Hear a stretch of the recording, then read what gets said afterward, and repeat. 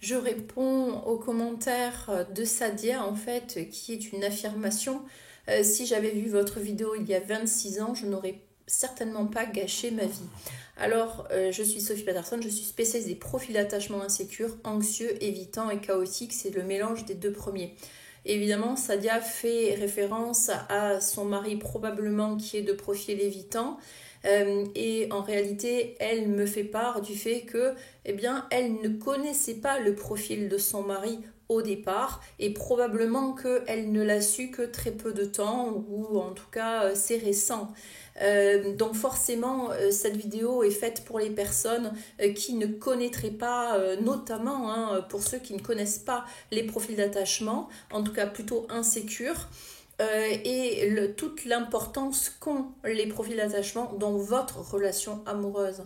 Donc faites attention parce que les profils vont directement impacter la nature de votre relation amoureuse sentimentale. La personne avec qui vous partagez votre vie a un profil d'attachement, donc sécure ou insécure, et à savoir ce que j'ai dit dans ma présentation.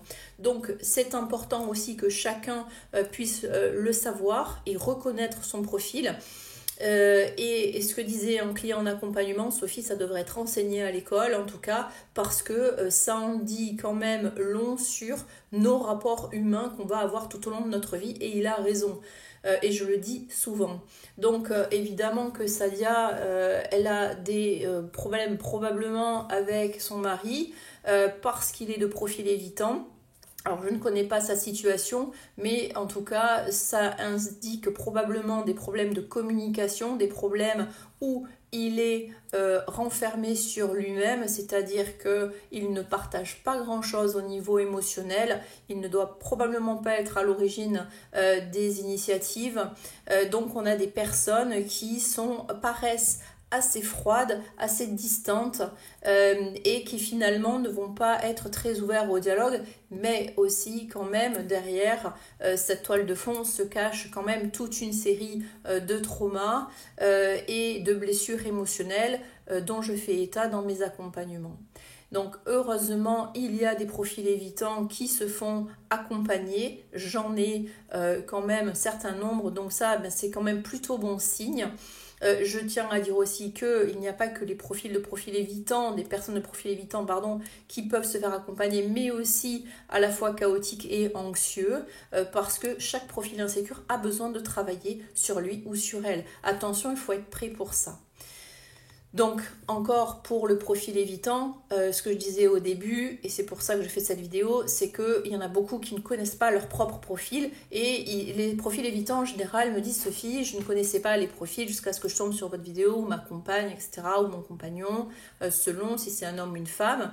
Mais je savais bien qu'il y avait quelque chose qui clochait en fait. Donc certains même vont voir des psychiatres parce qu'ils sont inquiets, parce qu'ils sentent bien que quelque chose ne va pas.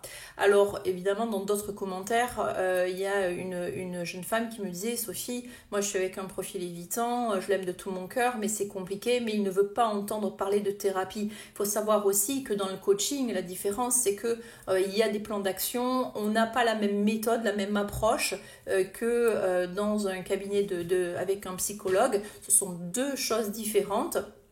Donc, il faut voir aussi la méthode la plus adaptée. Pour certains ou certaines, ce sera un psychologue, d'autres, ce sera plus dans une autre atmosphère avec le coaching. Donc, n'hésitez pas aussi à exprimer les différences qu'il peut y avoir et peut-être un petit peu à assouplir la vision de votre évitant ou de votre évitante et montrer probablement quand même les bienfaits d'un accompagnement.